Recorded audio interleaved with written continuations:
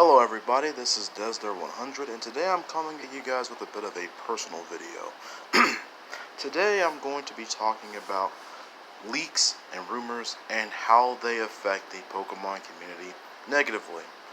Now, leaks are just common. If something is really big and it's coming from a large company like Disney, Nintendo, or what have you, leaks are going to be abound because these companies tend to outsource things, and somewhere in between the grapevine, someone sees this and like, oh shit, I better go and tell my friend about this, and that friend goes to 4chan, and before you know it, almost everything is out in the open. This has been happening with Pokemon for decades, but I feel like the issue with leaks as they pertain to the Pokemon community is a little unique compared to other franchises because of how frequent it happens. Um, and I myself, full disclosure, I have been involved in the leak scene for a while. I'm not gonna go into that story right now, but maybe, I don't know, if I ever hit a milestone like 200 or 300 subscribers, I might talk about that in a bit more detail in a live stream or something. But I have been involved with the scene since Diamond and Pearl, around that time.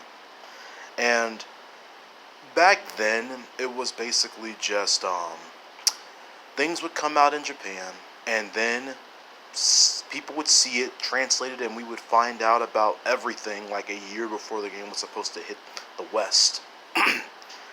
Nowadays, because of those worldwide releases, information is abound, especially thanks to places like Twitter. And I think what makes, I guess, the past two generations interesting is that there's mainly just been one guy on on social media who has basically been dictating everything.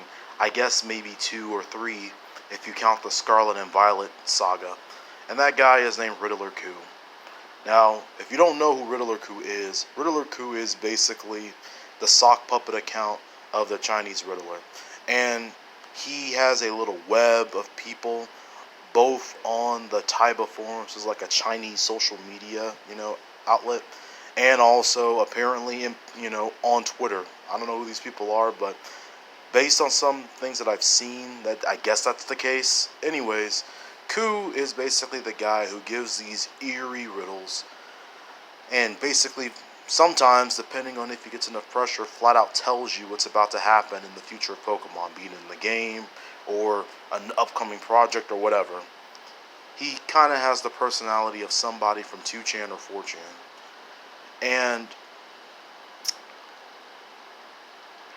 outside of him, you also have Central Leaks, who's another one. He's basically a guy who who takes the crumbs that Coup throws down and runs and tells it to a wider audience. In fact, half of the shit that Coup says, almost everybody thinks that it comes from Centro because he's the one who gets more traction. Anywho, Coup basically leaked everything about Legends Arceus and Scarlet and Violet.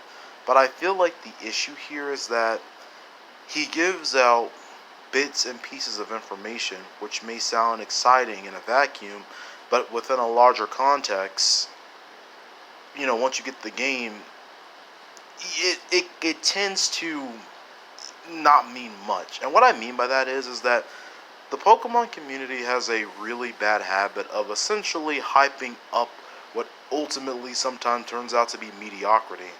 People have the biggest dreams for these games. I look on my Twitter timeline and on my YouTube channel page recommendation, I see all these people talking about how Kalos could be confirmed for Pokemon Sword and Shield, Scarlet and Violet DLC, or how we could be getting more paradoxes, or how Generation 10 could be the best generation ever.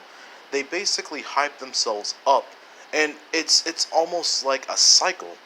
Game Freak will announce like in February or January of a year, every 3 years, there's gonna be a new Pokemon game. Speculation goes crazy.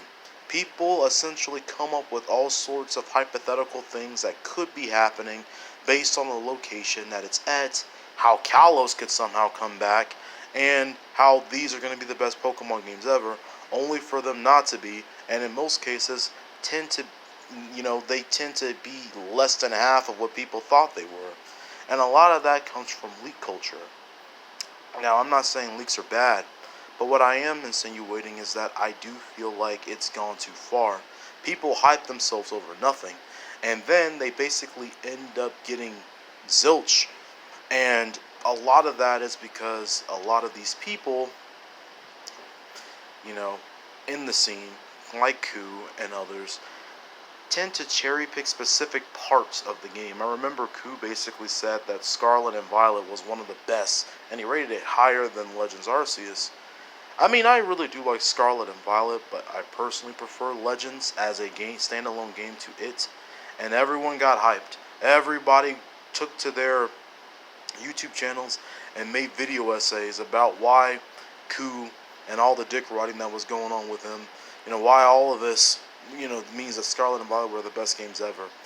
And he mentioned in the passing, oh yeah, and there are a few bugs. It would be a bug dark type if it were a game. Boy, was that an understatement. And my thing is, people get this stuff assuming it's the best and deepest thing ever, only to find out that it isn't. But then they're like, oh man, well, maybe next time. And then the same thing happens, because Game Freak only has 3 years to develop these games. So they can only address so much of the criticism. But by doing that, eventually another problem arises, and it ends up becoming the new big issue. But people still follow like lemmings. Now, I'm not trying to be cynical here, but my main point is that speculation and hype for Pokemon games has gotten out of control, because 9 times out of 10, or 100% of the time, the game you cook up in your speculation is way better than what the actual product ends up being. But yet people still, I guess, keep following along, and they want things to come out even quicker because they like the idea of what they could be getting rather than the actuality. So, to me, I think leaks are good if you are like me and you are living on a budget and you want to see what's worth buying or getting into.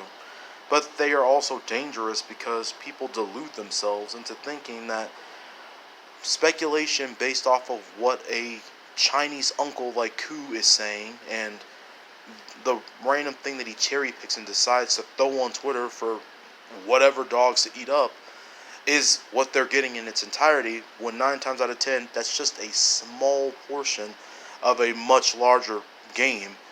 And hell, that small portion may just be the only good portion of the thing that you're playing.